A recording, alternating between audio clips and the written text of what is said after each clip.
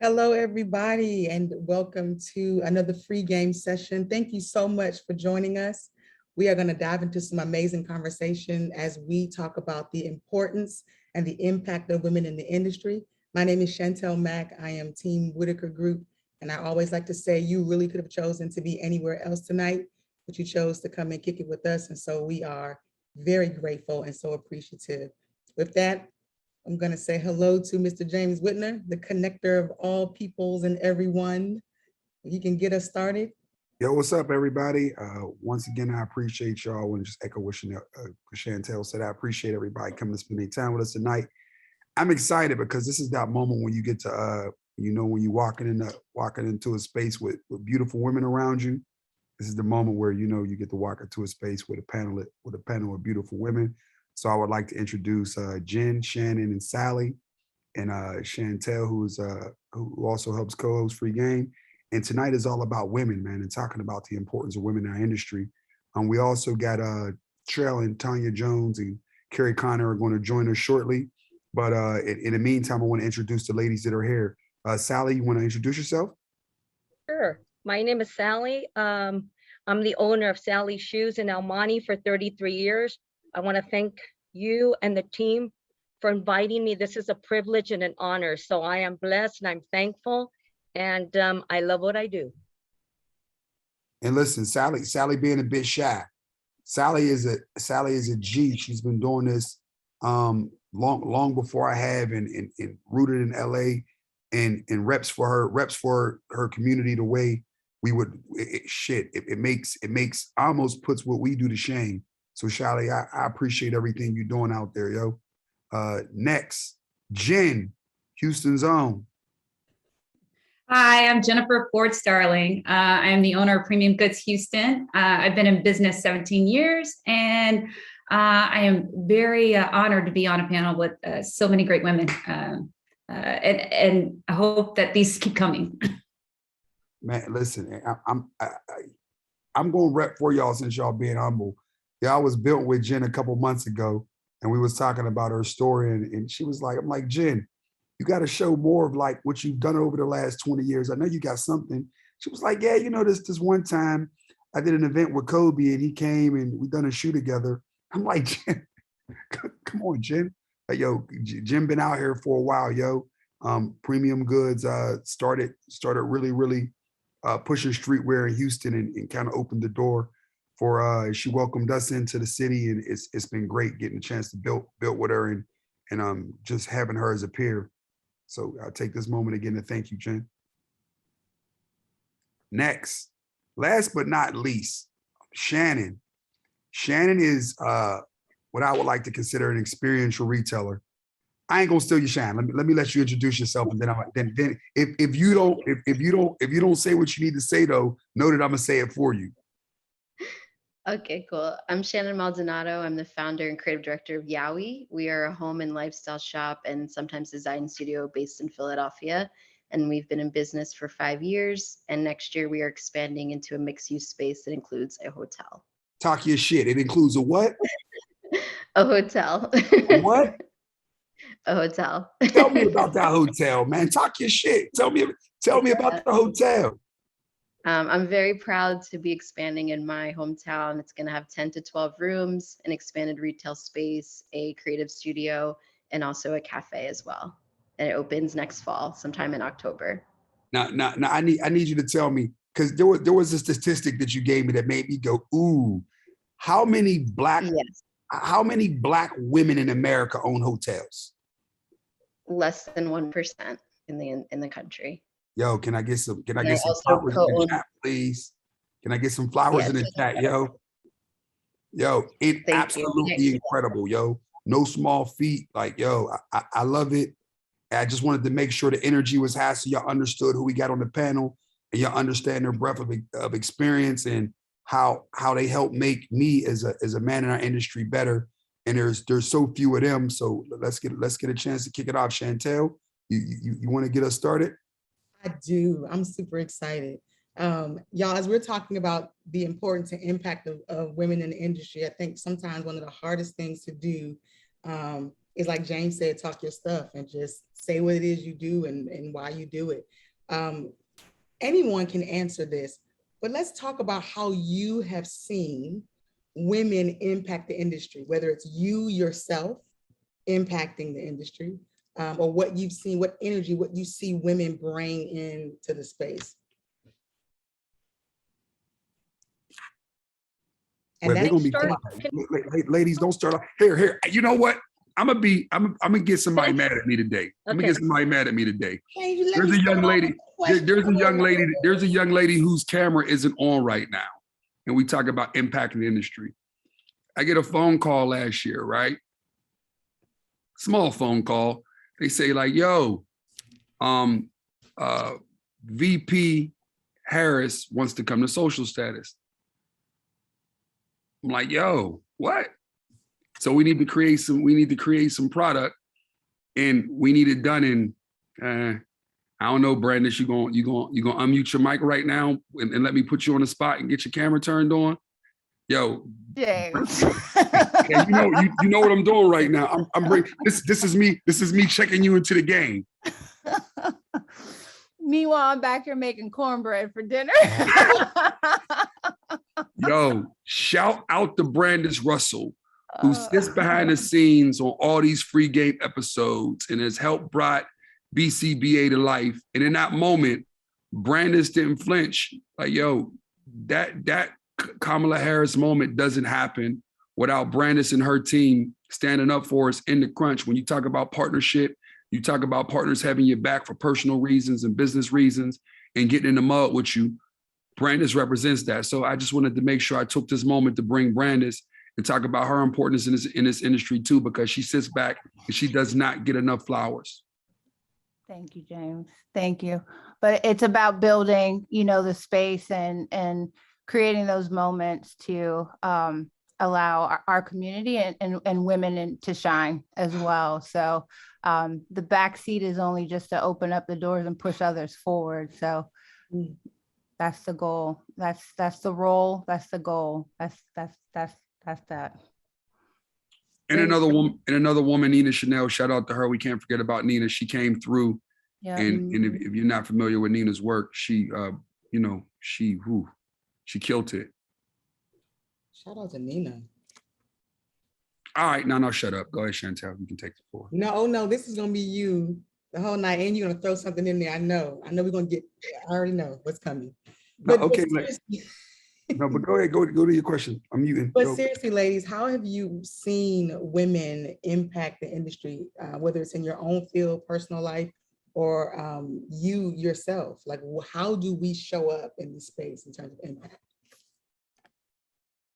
I think I'll speak to some of the things I've seen. I think it's been exciting to see more like women-driven campaigns on both sides, like a women photographer and then women as the talent as well, and just what that level of seeing one another does, just seeing things through a female gaze. So I just love seeing like Shaniqua Jarvis is someone that immediately comes to mind. She's an amazing photographer, and just seeing the way that she shoots other women and captures them, whether it's, a small business founder or a celebrity, it just has a different touch to it. So there's just a level of care and nuance to it. And that makes me excited. It's like, if I can see someone, that's similar to me doing something that I find inspiring, it makes me want to work even harder and do even more things. So I hope to see more things like that and just more women on both sides of every project that I see. Can I ask the question? As a man in our industry, and I never really talk about competitive spirit with women. It's something that I've never really got into the mix of the conversation with. And men, all the testosterone, we always attacking. But for you ladies to perform at a high level, there has to be some competitive spirit, like the spirit of competitiveness, especially when you see this industry that's predominantly dominated by men.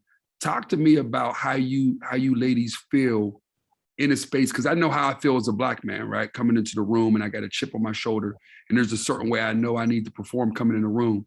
But talk to me about that as women, like that, the level of competitiveness you need to have going up against not just men, but all you ladies or you are women of color. So talk to me about that. Well, you know what, James, it's tough, but as a woman, we have to believe in ourselves. As a woman, we don't give up. As a woman, we have to be secure and we have to go forward and we have to love what we do. We have to love what we do. It has to run in our veins and in our bones. And that's the most beautiful thing. And you know, me growing up, James, I was self-taught. I was self-taught by my father at a very young age, at the age of 8 or 9. And he taught me to never give up, to respect, to believe in yourself. Look in the mirror and you're worth something. And we grew up from shoemakers for 30 years. So I had that push, that drive through my father. And being in the business, I deal with a lot of young girls. They started at the age of 16. Now they're in their 40s. And I tell them, you know, a lot of them didn't go to school. A lot of them came from single parents. A lot of them were on drugs. And they came and believed in me. So I tried to give them the best advice that I could. And I said, you know what? The sky's the limit. You go forward in life. You can do it. You can do it. If I did it, I grew up in East LA, seeing my father work very hard. And, you know, there was 5 of us. And he taught me the sky's the limit. Go forward in life.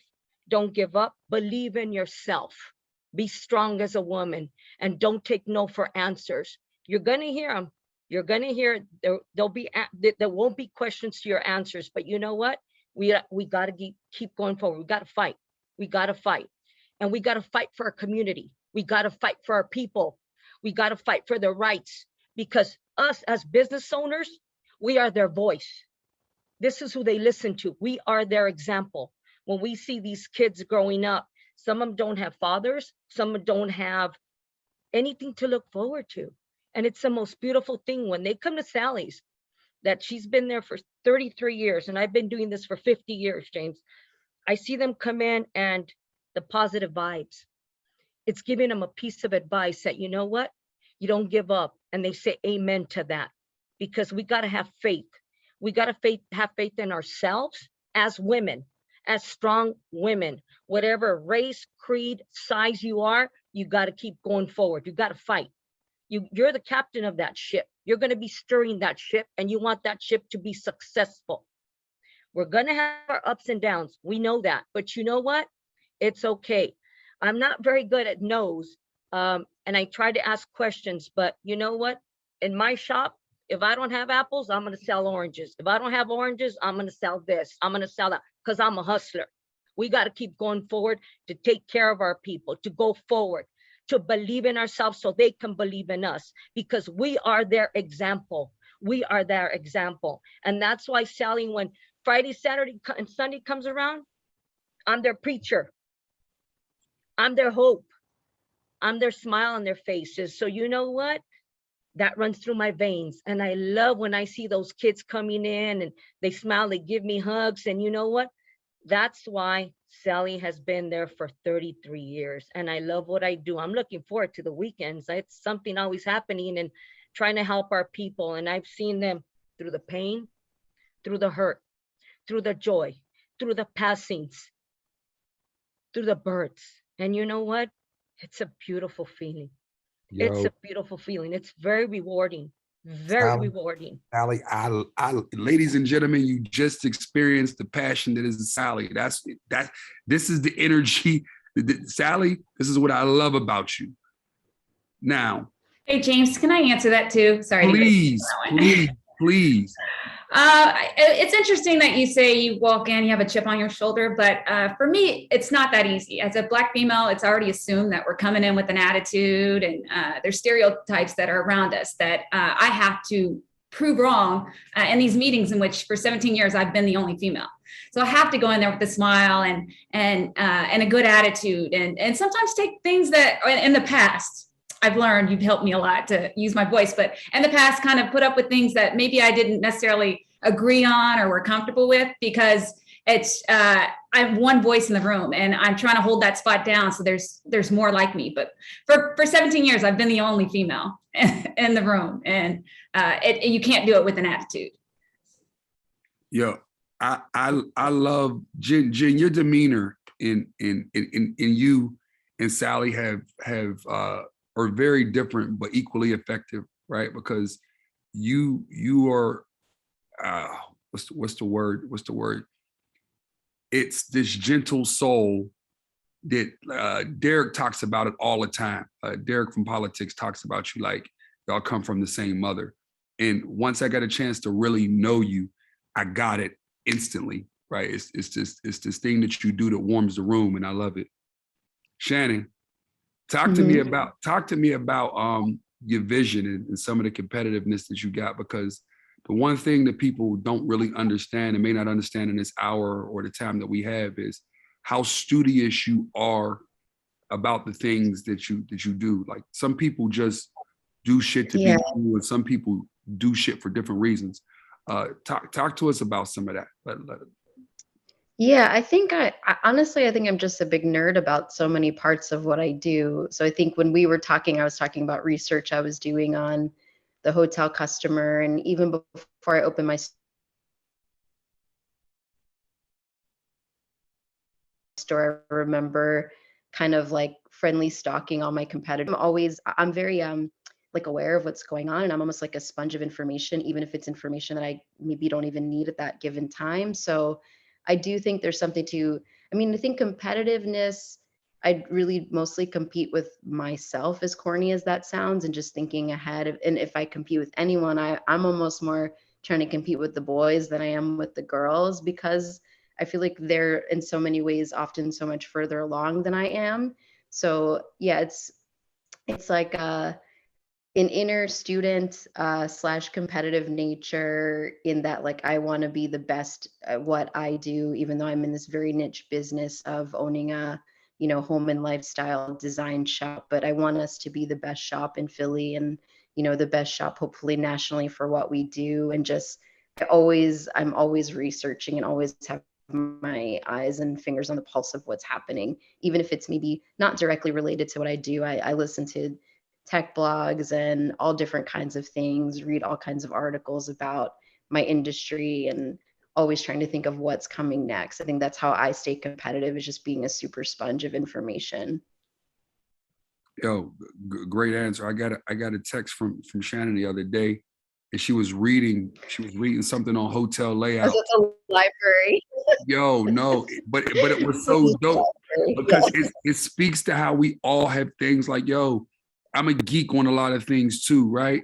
But that's the thing that I love, because it like, yo, all of our passions bleed different, and we all get here for different reasons. I was in a conversation the other day, and somebody was saying, well, because things are so diverse now, do you need to be great at everything? Like, how do you start? Where do you start? Like, the thing you got to know is, the thing that's uniquely different about all you ladies on the panel is you all have a unique secret sauce that you've been able to leverage to get where you are. And I think for people that's participating in the conversation, you got to realize, discover your superpower and leverage it. I'm gonna step back, Chantel, go for it, jump in. I wanted to kind of go back a little bit to what Sally mentioned, because someone asked the question in the chat, and I know we're not going to questions right now, but Sally, you mentioned a lot that that you do in the community, that I'm pretty sure you do as a nurturer. And one of the things that we talked about on some of the calls was that balancing act, because sometimes as women, we can be criticized because we are caretakers, we're nurturers by nature, and we don't need to shy away from that. And that's not a weakness, that's a strength. And so for any of the women, and you don't have to be a mom to answer this, I think as a woman who is a leader, we are nurturers. How do you balance leading your business, being nurturing, giving to your staff? How do you balance that superwoman type thing that kind of hangs on us? You know, Chantel, you have to, because you're right. As women, we're sensitive. As women, we're soft. Sally, do you want to go first? Do I start, Chantel? I'm sorry. No, go for it. Go. Okay. Keep going, Sally. Okay, as women, we are nurturers. As women, we are soft. But as women, we have to be. I guess I'll jump in really quickly and just say that it's definitely a process. I don't have any children, but I do Yowie full time, and I also do other creative projects. I think the computer's tripping. Mm-hmm. I think Shannon, you're on delay. Mm-hmm.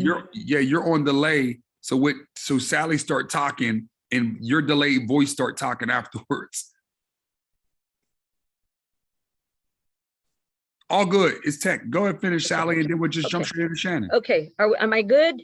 Hey, you're good. Keep going, please. Okay, you know, as women, we are nurturers. As women, we're always last. We are always taking care of the family, the husband, the kids. We're always on the go, go, go, go, go. But I've learned to balance it. We have to learn to balance it because we have to take care of ourselves too. We have to have our peace of mind. Now that I am in a place that after so many years working,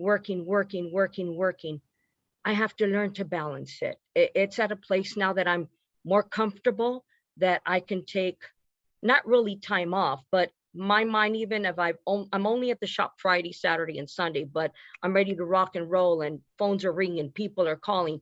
Then I come home and I have to zoom out or zone out because I'm like, okay, I'm at home now. But as women, we need some time off to take a breath and say, you know what, we need time for ourselves to recharge. And it's now Mondays through Thursdays, you know, I'm always on calls, I'm orders, what's going on, what am I short in, what invoices, calls, but we got to have that energy. We got to keep going forward because that keeps us alive. That keeps us driven. And you know what? We can't stop. We can't sit still because somebody else is going to do it. We have to do it. So it's just balancing that act and trying to understand yourself, your peace of mind. Also, I love to listen to music. I love to go for my walks. I love to clear my mind so I can start my day saying, okay, what can I do for my people today? What can I do for myself today? What can I do to make it a better world for myself and for my people? And that's what I like to do because it makes me feel good. That's my satisfaction. That's my reward. And it's a beautiful feeling. It's a beautiful feeling. Yo, thank you so much, Sally. Thank you so much, Sally. Go Chantel. Other women on the panel, how do you, how Oh, wait, Chantel, I wanted to answer that because I am a mother. Yes. Oh, no, I'm going to stay on this. Okay. I am a mother. I have two very small children and they take up a lot of my time. And it is not easy running a business and having kids and keeping that balance. I do believe that it's important to separate business from personal, but I don't separate my employees or my kids from each other. Like my kids go to work with me when I pick them up from school. They go in, they know all my employees. My employees are my family. Like some of them I've known them longer than my kids, most of them, but some of them I've just are too dear to me to put separate. So how do you do the balance? You make your two worlds work together. But as Sally said, you take time for yourself because your mental health is very important. And if you don't have that, how are you going to lead? You know, so maybe just taking, the time to incorporate the two and treat them the same, but giving time for yourself, I think is a good way to find that balance. I hope I answered that question properly. You did. You answered it perfectly. Do you all think there's a such thing as overstepping in nurturing in your business? I do, totally. When I went on maternity leave, I decided to give I'm sorry to cut out or start first, guys, but I decided to give my staff the reins a little bit on the store. And I was so surprised at how well they were able to lead and take care of things when I was gone. So yes, there is such thing as over nurturing for employees and for your kids. My kids are Montessori, so they kind of find their own way themselves. But yes, I think everybody has the natural born ability to lead and to do things. And it's nice to step away as a boss and a mother to let people do stuff and then just come in and guide them if they need it. But you'd be surprised how much you can learn from people if you just step back and watch and observe. I'm gonna pick on Miss Connor here a little bit because I see Carrie just jumped in the room. How you doing, Carrie Connor? Ladies and gentlemen, we didn't get a chance to introduce Carrie, so I'm a pause a bit, and we got to get back to that question, Chantel. So and hold it. So, in the very beginning, back when I was running around even probably a little more wild than I am now.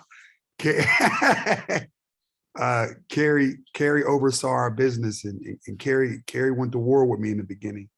When you start talking about Carrie helped people understand helped me understand my superpower as I was starting to understand it, and she cleared the ground to help others understand it. Her and Rigo at that time, because I was young and just trying to express myself, and not always being heard. But the thing that I always like to say about Carrie, somebody who I consider a really good friend, she's an incredible peer, but a wife and mom of 2 kids. So Chantel, you want to lean on Carrie a little bit with this question or something, because I'm sure she has a point of view. Sorry for embarrassing you, Carrie. It's okay. I Good get to all see all y'all. Good to see y'all. Welcome, Carrie. Thank you. So yeah, we're spending this time a little bit just to talk through how do you balance being a nurturer for your own personal life, for your business, whether you're a mom or not. I think one of our superpowers is we are nurturing by nature, but how do you balance that? How do you make sure you don't overstep your boundary with your team, your employees? How do you make sure you balance making sure you have time for you, for your family? There's a whole lot that goes into that. So how do you manage and maintain it? I think first and foremost, you have to just be really clear on what your non-negotiables are. That's like the first place I go to, right? So like, I will be at all my kids' doctor's appointments. I will be at the first day of school. I will be there for conferences. I will be there for all the important moments. And nobody will tell me that there's a meeting or something more important to be at versus being there for my family, right? And so that's something that I had to, I wasn't always that way. And I look back and I sometimes hit myself like, you really did that? Like you really missed your kids' like annual checkup because you needed to go to find out if we had enough Air Force Ones in the marketplace? Like, you know what I mean? Like, it doesn't make any sense, right? So I will say, I think you first have to be really clear about what you value and be clear on what's most important and your non-negotiables. Another thing that you just mentioned around the nurturing aspect, I know that motherhood has shaped me more in this stage of my life than probably pre-having kids. And so I actually take that to work with me. I want to create a family aspect within my team. I feel like I am Mama B, and that's okay, because I want my team to feel safe. I want them to feel like they have a safe environment for them to show up as their best self. So like every day I show up because I want to show up the way I want my kids to see me. And then I want that to actually transfer to my team and them thinking about how they want to show up, right? And so we have, I can honestly say that this is probably the best team I've ever worked on, because we have that environment and we do feel that aspect of we look out for each other, we act like a family, and we care for one another. So I do feel like motherhood created that in me, and I'm bringing that to work as well. Shannon, you started to say something early, and thank you, Carrie. Mm-hmm. And Shannon, you started to say something earlier in delay, and I think I recall you hearing say, although you're not a mother, and you started going somewhere. So I'll be very curious to hear what you have to say after hearing Carrie's response.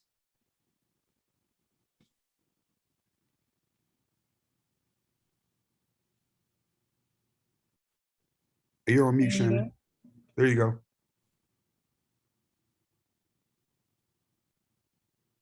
Oh no. Oh, Shannon, we got technical difficulties. So hold that, Shannon, so that because we do want to make sure we hear from you and we get you. Before we go to questions in the chat, because James, I don't know if you're seeing these. I mean, there are some amazing questions coming in. I'm gonna throw something in there real quick, and then we're gonna roll to these questions. Brandis, you talked about this earlier, so I would really love to hear from all of you, but if you could chime in on this one. How do you all use your strength and femininity in the industry? I don't know if you can hear me. If you can hear me, I didn't hear the question. We're gonna get right back to you, Shannon. How do you lean into the superpower of femininity? Because that can be a daunting question. A lot of times we are pushed to kind of harness that, kind of hide it. You don't want to be too sexy. You don't want to be forward. You don't want to be whatever. And so as a woman, specifically in femaleness and femininity, how do you ladies harness that, use that in your spaces? Because there's some goodness to it. Chantel, I think Carrie did a great job of sort of teeing it up, because part of the superpower of women is that nurturing quality. And Carrie took it the same way that I was thinking about it. Like nurturing leadership is really like pinned in having empathetic leadership. And that's a quality that I do think probably exudes a little bit more from women because of that nature. Empathetic leaders are able to bring teams together in a collaborative and inspiring way. Empathetic leaders know how to create boundaries and still have ambition, to James's point, still can be fiercely competitive, but also know how to be fiercely pragmatic as well. And so I do think that, women that are leaders and have leadership roles have part of that superpower is not just the femininity, but the nurturing quality that comes with that. Sally talked about that a lot. You heard the passion exuding from Sally, a nurturer in the community, right? That nurturing quality makes you fiercely protective, makes you fiercely invested. And so I think those are all things that, women and women leaders lean into. Mm. Then anyone else want to answer that before we move to the chat? And can I say something, Chantel? Yes, please. And honey, in the community, the women sense it. Like I said, you are their example. You are their role. You are the feminine. You are the strong one. You are their voice. And you have to put on a different hat for different roles. As a woman, we do that, especially when Jen also mentioned when we have appointments or meetings, we have to be careful what we say. We can't really, it's how we phrase it, because we don't have answers sometimes. And sometimes we want answers to our questions, but we have to be very careful with that. And it's every time we're not going to get answers, but we have to try and try and try. And sooner or later, we will get answers to the questions. But as women, we have to voice out. We have to represent our culture, our business, who we stand for, 100%. And be real, and believe in yourself. Thank you, Sally. We're going to have a question. Oh, Chantel, I was just going to jump in and just say, we just don't have the opportunity a lot to just come into work with our hair a mess and in sweats. Dudes can stick on a baseball hat, roll out the bed, just make it go. But our image in a way sells us, so it's important for us to come polished or look good, because no man's going to take you seriously with your sleep cap on or whatever it is you wore to work that day if you didn't put any effort. So it's a little bit more work for us, but it's something we have to use to sell our point. And if it works, then use it. Is Monique in the chat? Did she tell you to say that before you said that? No bonnets, no pajamas, no. Danielle, I'm going to ask, thank you for that, Jen. Danielle, I'm coming to you with a question, and I'm going to ask you to unmute if you could share your question with us.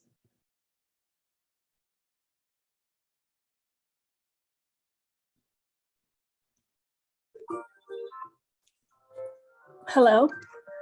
Yes, Danielle. You want to Hi. share? Sorry, I have my kids, and so the TV is on, so I'm trying to be as quiet as possible, but so they're not tearing down the place. But yeah, my question was, so I'm not only a woman, but I'm also Black, and I'm Jamaican, so I'm also an immigrant. So my question is, how do you maneuver in a male-dominated industry that wasn't designed with you in mind? That's a really good question. Ladies, anybody want to take that? Some tips on how you maneuvered in this industry?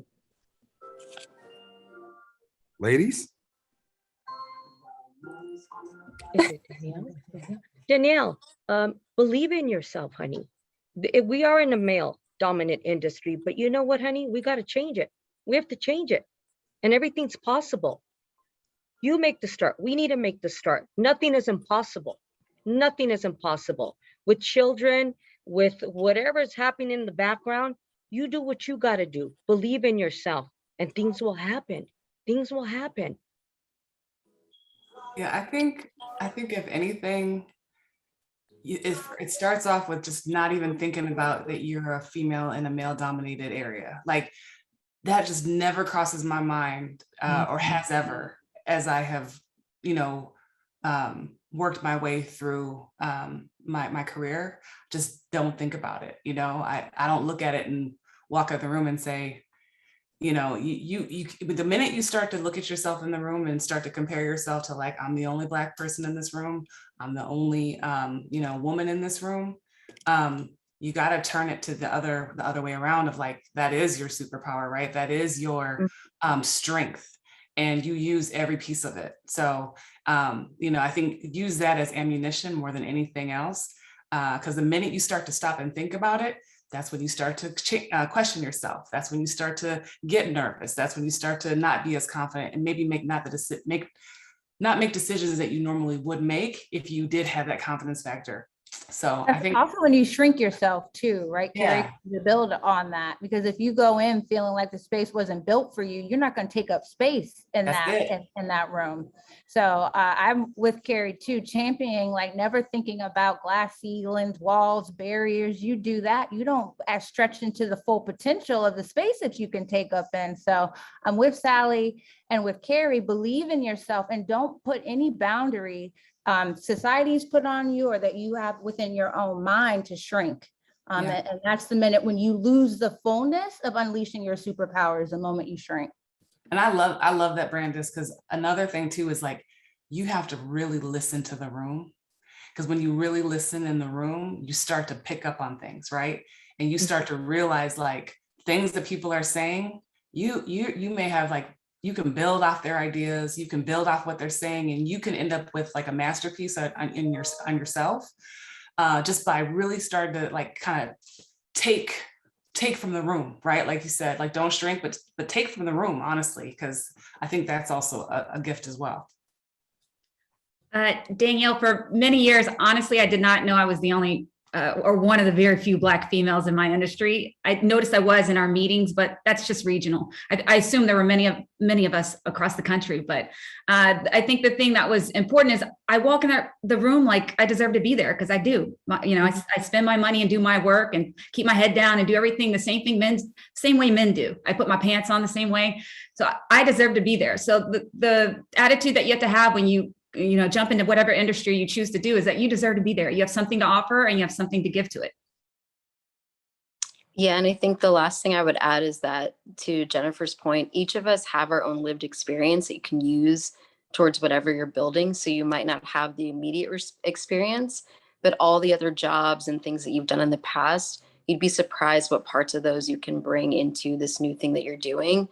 And male or female, each of us has our own superpowers in that way. So I do think leaning into what you know and what you bring to the table is huge. I love that. Thank you for that. Danielle, did that answer you? Yes, thank you so much. You're very I welcome. really appreciate it. Go and be great. No fear. We have another question coming in that'll kind of be good to piggyback off this. And so I'm going to unmute Channing. Don't be surprised. Ask your question. Which one? I had two. First one. Okay. Hi guys. Thank you for holding this space. My name is Channing. I run C&K Daily, which is a women's lifestyle platform designed to serve, educate, and empower Black and brown women in the sneaker and streetwear space. We actually have worked with Jen quite a bit. So really kind of excited to talk to you guys. I really wanted to start with like my first question. I know in this space, we've talked about it being very male dominated, and that's very true and very real. But I think at some point, especially as Black women, we know that we have to work twice as hard to kind of get half as much, right? And so for me, it's always a struggle for me to delegate and to give the reins over to other people, especially because it's something that I've built from the ground up and it's my baby. So my question is, how did you first build your respective teams, and what are some ways you learned to delegate?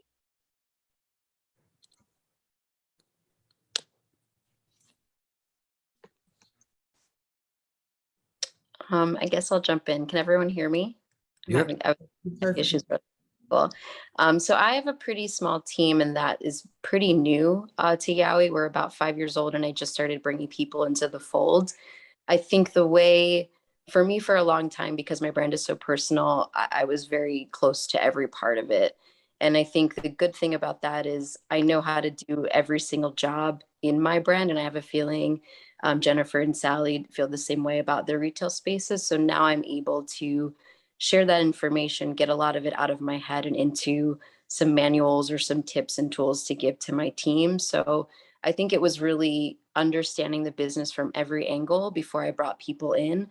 And now it feels more comfortable to share that with people and know that when you find the right people that are in your corner and that want to build it with you, it's just as exciting to, share that and delegate that with them. And then it makes me a stronger leader to be able to take a step back in some parts of the business and to focus on our overall growth and all the projects and exciting things that we want to do. So I do think it's very hard when it's your baby, to give it up. But I do think finding the right people that you can put in place that maybe fill in some of the gaps of things that you don't have is huge for me. One of the first people I brought on was someone to work on our buying and planning side. I'm definitely more of a creative person, not a numbers person.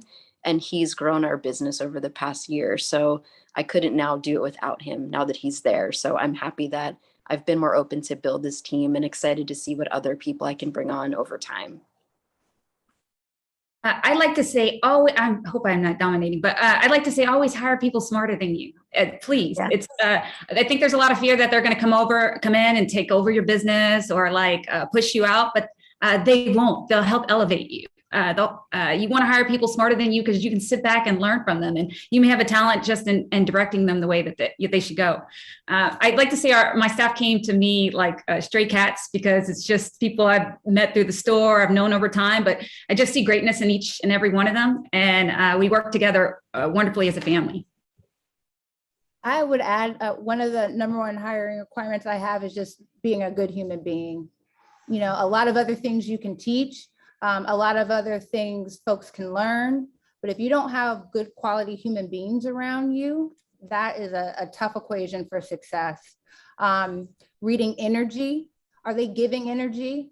Are they diminishing energy? I look at things in terms of how I visualize things. And so one sort of analogy I use is what kind of weather do people bring into the room? You can feel that. You can feel when people are bringing joy, when they're bringing light, when they're bringing good ideas and creativity. You can also feel when they're bringing storm clouds, when they're just bringing, a dampening energy. So when you're working or identifying people to be on the team, identify just good human beings and pay attention to the energy that they're bringing in. Delegation, a little bit of art and science.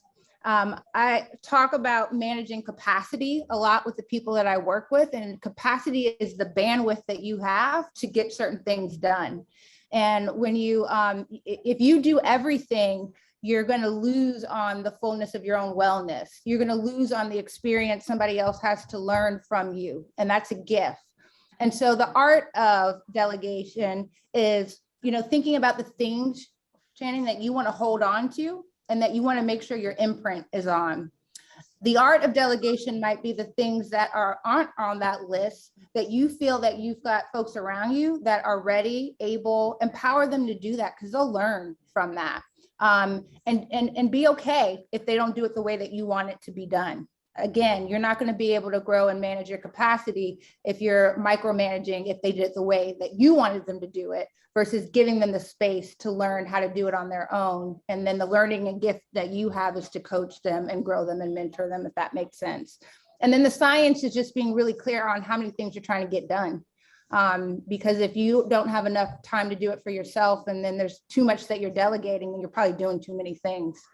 So delegation is just a little bit of a craft of art and science. Mm. Brandis is absolutely right. You know, it's the energy that your team is going to bring with you, not against you. And your consumer can feel that. Your consumer knows that. I've had my team, Gloria's been with me since day one. I've had her for 33 years. She knows what's going on. While I'm breathing, she's breathing. While I'm moving, she's moving. It's like, let's do it. Let's rock and roll. We got to keep going. And sometimes it's difficult to hire new people because they're with that energy. And then when you hire them, it's like, what happened? Goes What away. happened? Yeah. You know what I mean? Yeah. What's going on? And then they're saying, okay, Sally, I'm learning from you. I'm learning from you. And then you hire them and it's like, are you asleep? What's going on? That's been my struggle, because it's like I bring people in, I have this good energy, this good rapport with them, but then when they see how much work actually goes into it, like into the result, then it's like, I don't want to do this anymore. And that's just becomes so frustrating. Yeah, but you'll find somebody, Shani. You'll find somebody. Somebody will come along, honey, that's going to be a mini you. It will work. So have patience, because I have caps, I do orders, I do this, I do that. I have my girl, like I said, for 33 years. And you know what? It's going forward. It's taking care of your consumer, because your consumer is the one that's gonna bring that money to your register. Cha-ching, cha-ching. You know that. That's gonna pay your bills. But then you also have to respect your consumer, and you also have to know your product. You have to know your product. If you don't know your product, it's not going to work. You have to know your consumer. You have to know what you're selling. You have to know from A to Z. So you'll find somebody. Just keep looking, honey. Keep looking. Thank you so much for that. Thank you so much, Channing. I'm gonna throw this out here, and I would love to, as many of you awesome women can answer this, it would be great. I also love in this moment though, how we're trying to make space for one another. And so we're kind of like waiting to say something, and I appreciate that. How do you do the mentoring deal? How do you do the each one teach one? What are you doing in your own personal life to bring alongside the young woman, the young person, anyone, to help continue that impact that you are making in the industry? And we're creating space. I think, mentoring is really, really, really important to me, because I see so many talented people of color, obviously in my industry, that I just want to like grab and just, nurture, right? To really help give them the tools and the understanding and just the advice to achieve their goals. And so I think if anything, it's just more so, there's so many ways to approach it, right? But I think all in all is like really helping people truly understand like their purpose, and making sure that aligns to what they want to accomplish, and being really honest with them when they need honesty, and really just, helping them think about how they want to achieve their goals, and being that other extra ear, and that person that they can call on whenever they need to, not feeling intimidated, and also being that person to help connect them and network them to other people that can also help them achieve what they need to. So there's a lot of different ways, but I think you have to kind of meet every person you mentor where they're at.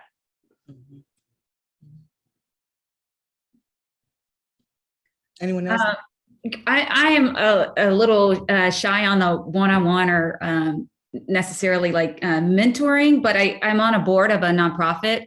So I like to give my time back more that way, like finding opportunities for kids, and the board I'm on is a kids board, but Workshop Houston, which is really awesome. But to give back that way, I'm also more of a connector. So whenever I meet someone, whether it be in the store or out, then I try, if they're telling me their story or they need guidance, I usually try to connect them with people. But sometimes the one-on-one mentoring is not for everybody, but there's always opportunities to give yourself back if you're an introvert more like me. So don't ever feel like you can't do anything. There's lots of people that need it. I'm also mentoring a basketball team. One of my customers came up to me that I've known her for about 20 years, and she said, Sally, you'd be great to mentor these girls. They're high school girls. So we started before COVID. I just went to go see them. We gave them backpacks, shoes. It was beautiful.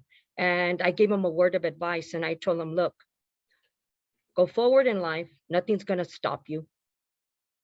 Hold the bulls by its rings, and you're going to do it. You're going to do it. Believe in yourself. Believe in yourself. They're 17, 18-year-old girls.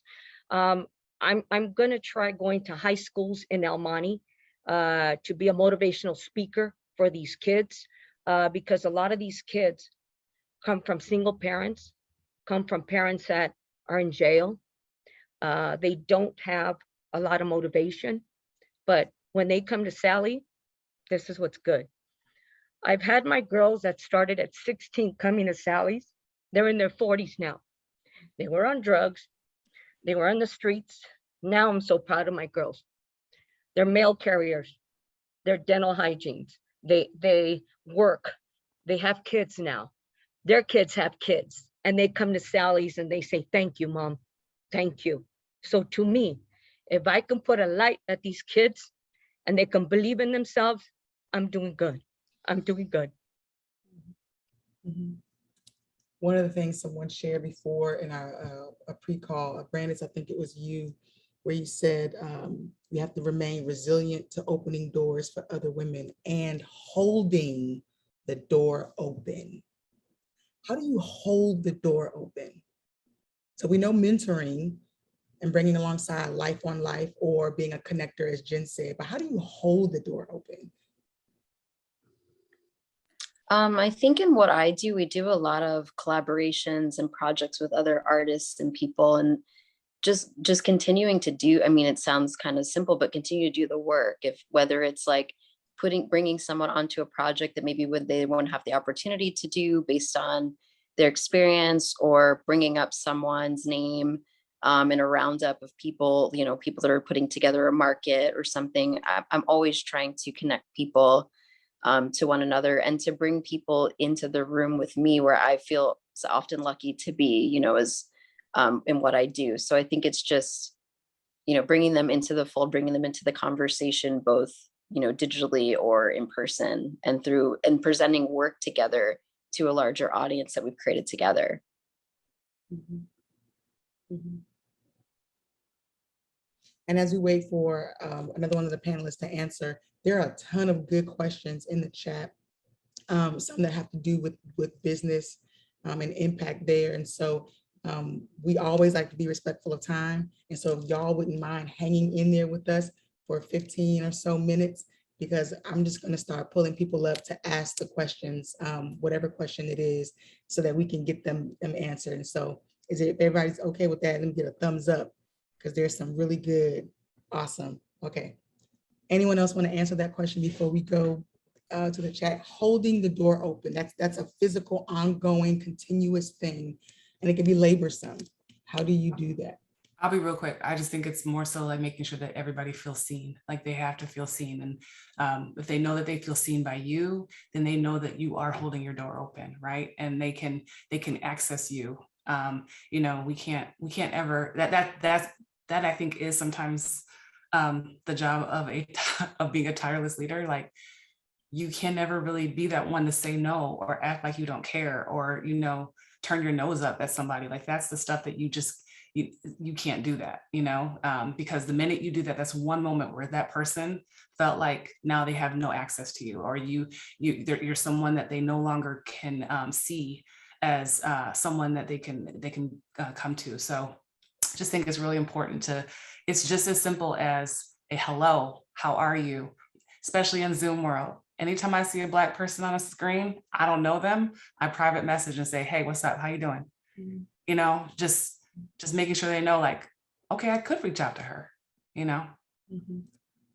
Accessibility. Part of it is making sure that they get visibility and they're seen too, to Carrie's point. A number of the men in the chat are asking how they help.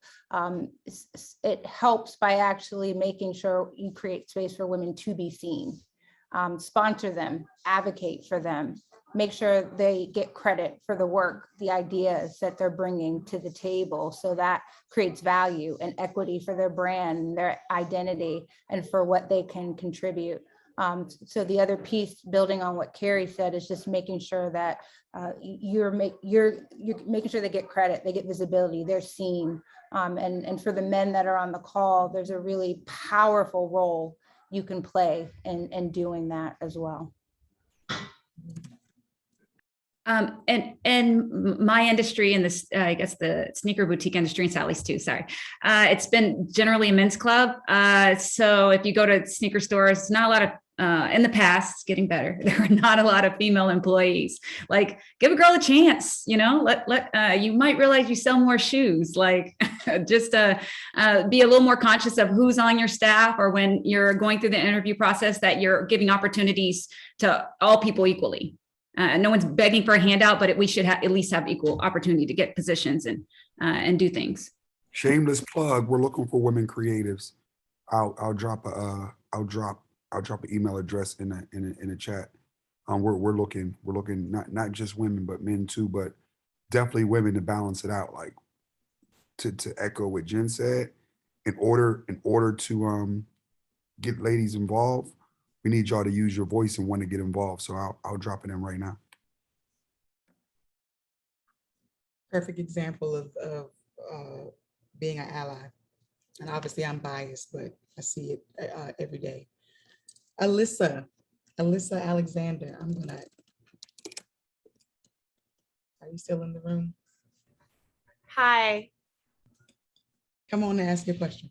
Oh, I had a question about how you find a mentor, but some of you ladies are in the streetwear industry, which is really male dominated. I just started a new streetwear brand, and I was trying to get to Complex Con just for research, like just to attend for the first time. And even that, I felt like, as a woman going by myself, I'm a one-woman business, even for research, I felt that was a little daunting to go alone. So if any of you have gone to Complex Con, I'm interested in what that's like, and if you think that would be a good move. But also, I was wondering how people find mentors.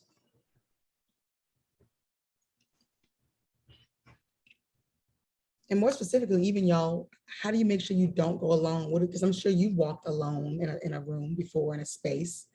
Carrie mentioned making herself available or saying hi to someone in the chat. But what have you done in your life to find your mentor, or to make sure that you don't feel alone or walk alone? Or maybe you did it anyway. I'd like to take this question. I am not the first Premium Goods. There's a Premium Goods in Brooklyn that's 19 years old, and it's male owned. A good friend of mine, and I knew I wanted to be in the sneaker industry, so I partnered up with a man, which is wonderful. Men aren't trying to hold us back. Like, they want to be, they want to help us. They just don't know how. It's not like a us versus them situation. So find someone. If you don't feel comfortable going to these shows by yourself as a female, bring a male friend with you, someone to walk around, like someone who gives you confidence or makes you feel better, But my store wouldn't be open if I didn't have, the help of a man per se. It's just someone who cared about me. I consider a friend who wanted me to succeed and did everything possible to help me. It's male, female. Take the help that you can get from anyone. If they want to give it to you, then it doesn't matter what the gender is. If going to these shows make you feel more comfortable with the man, I'm sure you have a brother, cousin, friend that would go with you and give you the. Well, then I'm sorry, but go and be confident in you. You don't necessarily need someone to walk around. You'll find when you go in there, you an instant conversation, you'll meet somebody. I've been to many trade shows. I have not been to this one, but you'll meet someone while you're standing to get some water, or at another booth, someone you find similar to you, and you can walk around the show with them. Everyone there is usually interested in the same things as you, so conversation is not going to be hard to have. There are, I'm sure, a few good people in this room who have been to Complex Con. So Y'all should just at least reach out to Alicia and just give her some tips on, what to expect for that moment, Alicia, you're absolutely right. I'll just very quickly expect tons and tons and tons of men, but I think the space is probably more accepting than it's always been accepting of women in a man-woman way, right? But not in maybe inclusive in bringing them into the industry way. I think now anyone who sees a woman walking that show are going to grab them because Danielle just hit me in the chat, and that's what are opportunities for owners. Man, the thing that we need in the room right now are more women counterparts. I don't need to be sitting in the room talking about what's going on for women. That's why, I shut up and just back up. Like y'all kind of just need to like show up, and what you'll quickly find is you'll quickly be received and embraced probably a lot more than what you would ever imagine. And I think if you look in the chat, if you can see anything, the people, men, whomever, are ready to lean in, to listen, to help. And so that's always encouraging. Brian, ask your question. Chantel, can I just follow up on the question on how you identify a mentor? Yes, please. One of the things that's critical to that is understanding where your knife needs to be sharpened. So what do you need to get better at, or what do you want to get better at? And who do you know, or you've observed, or you might, that you would be willing to, that you're comfortable enough to reach out to ask for support. There are a lot of people within our communities and our own networks, take industry out of it for a moment, that are sharp at what they do, how they show up, their poise. And then also asking other people, being vulnerable enough to be like, hey, I want to get better at this, James. Who do you suggest that I talk to in order to do that? That's how I've found mentors, is being vulnerable enough to, one, be self-reflective on where I needed to get my blade sharpened, and two, being humble enough to ask for help and reach out to people. There are a number of times where I hear people say, oh, I didn't want to reach out because I thought you're too busy. That's a block. You blocked yourself again. And so just, not diminishing yourself, shrinking. We were talking about that earlier, to think that someone's too busy to want to pour back into you. And so it's important for you to spend time self-reflecting and be courageous and humble and vulnerable enough to reach out to people and ask for help. Am I saying it right? Alicia, did that help? Sorry. Yeah, and I would like to connect with all the people that said they would be at ComplexCon. So maybe they could I put my IG in the chat. It would be nice to have some friends I could meet. I think I'm going to be able to go. It's pretty expensive for hotels and everything to go by yourself. So I don't know if I can go this time, but maybe next year. We'll go and connect, and then have no fear in it. Thank you. I felt much better about it. Well, good. Thank you. Good. All right, Brian. Yes, good evening, panel. It's such a good discussion, and I'm just really learning a lot listening to all of you. And I was just curious, like, with the retail landscape changing so fast, especially in the last year and a half, seems like 5-10 years of retail changes have happened in just the last year and a half. What do you see as the greatest challenge for entrepreneurship in this industry in the next 5 years? Can I jump in really quickly? Absolutely. Go for it, please. I think the biggest challenge is just staying really nimble. I think anyone that had a space in the last 2 years that had to pivot to digital or pivot to virtual events or just try to continue to connect with their audience, it's like going forward, we just all have to be super, super nimble and ready for anything and really adaptive to what the audience and what the customer needs. So there was a lot that we were kind of watching in real time and changing our assortment based on, what our customers were looking for at that time or what they were needing. And I do think that's what helped us survive the pandemic when our shop was closed for over a year, was being really, really, really nimble. So I would say keeping that flexibility in what you do, and then just kind of being really aware of what's happening inside of your space in the market and also outside of it was huge for us. I'll jump in there and say I think the relationship between physical and digital is going to get really interesting, and the importance of having a very sharp brand voice. I think in the days where I started, there was a bit more room to learn, and now the consumer in the marketplace has a bit of ADD. So if you don't come in with a sharp point of view or develop it quickly and understand your relationship between physical and digital, physical to digital pretty quick, you can get swallowed before you even have the idea of getting started, right? I think also the market is going to shrink because you're going to watch more brands think about themselves as a vertical business. I think wholesale retail is going to begin to shrink, and only the strong will survive. So I think you got to think about your why and your what, and come out guns blazing. I don't think there's much marketplace left to go test. You got to kind of know what you're doing when you come in. That's good. Did that answer your question, Will? Brian? Yes, it does. Thank you. Thank you for asking. We have a father of a 13-year-old daughter. I'm going to get his question up here, ladies, if you don't mind. And I'm keeping an eye on the clock. So I think I'm pronouncing that right, Arby? Sorry. Hey guys, how are you? Yes, my name is Arby Lim. I'm actually in Houston, part of Jen's team at Premium Goods. Just hear you guys talk and this beautiful women in this space is super inspiring.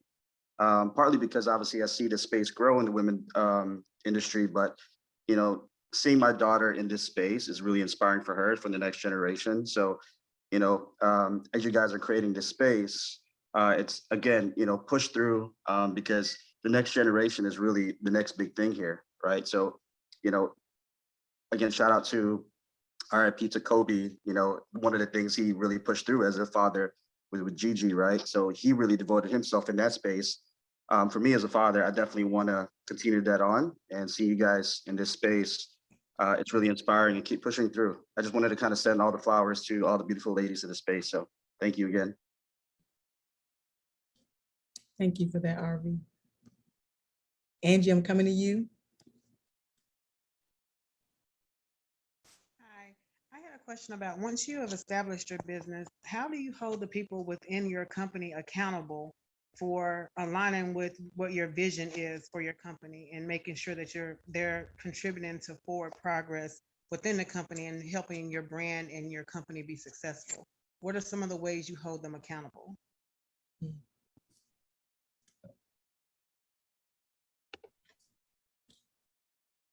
Angie, let me answer that, honey. It's being on the same team.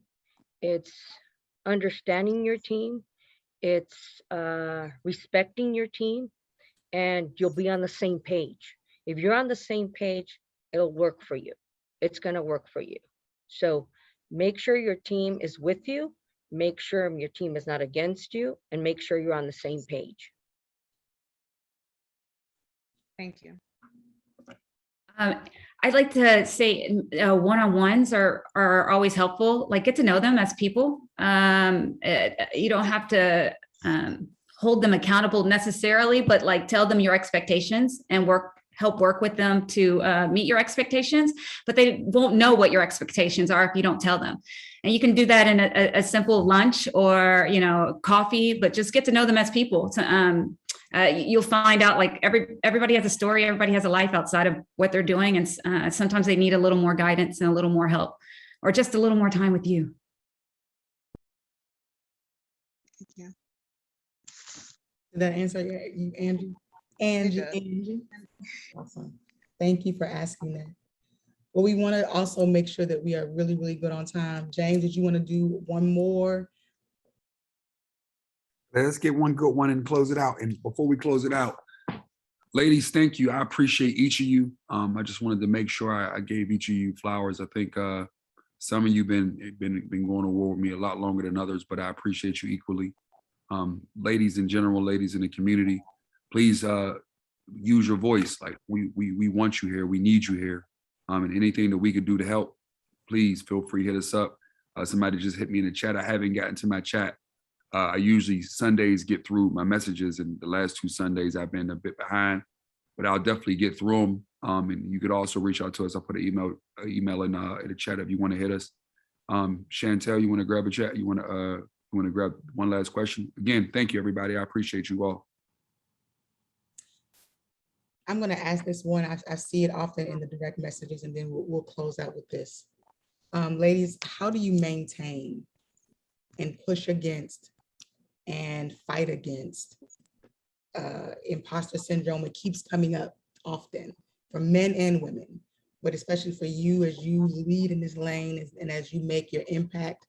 I'm sure you got to get in the mirror every morning, or what, however you do it, however you lean in. It doesn't have to be tragic. But how do you push back against any of those negative feelings, or that imposter syndrome, or that the balance isn't working now, I just need to give up? How do you push? Good. Brandis. I would say, honestly, I'm not exempt from the imposter syndrome whatsoever.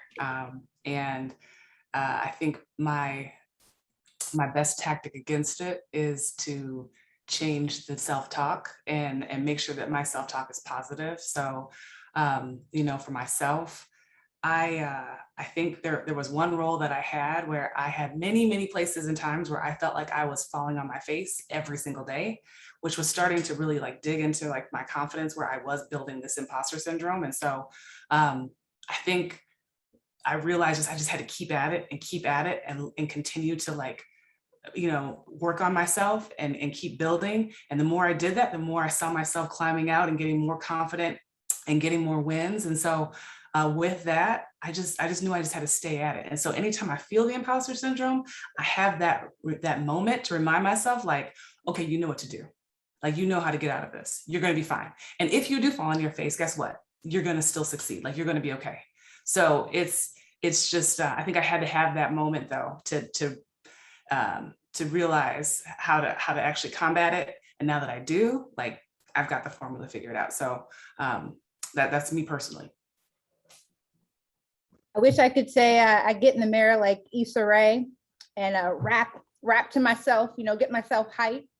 Shout out to Insecure. Final season has begun. I hope everyone's tuning in. But truly, I think it's 2 things. One, you do have to commit to, for me personally, I try to commit to a practice and a practice of my faith that requires devotion and clarity in the morning. And so that grounds me, because to Carrie's point, when those voices creep up, because they will, I take myself back to my faith to be my encouragement, my backbone, and know that I'm not gonna be set up for failure. Yeah, I might not get every W that I wanted to get, but that's different than failing. And so my faith grounds me and helps reel me back in. There's a great book that was passed on to me, and I pass it on to a lot of other people, called The Untethered Soul. And in The Untethered Soul, there's a chapter that talks about the internal dialogue that we have in our heads. And what's important, to Carrie's point, to get a hold of it is to understand what things start to spark it to like manifest.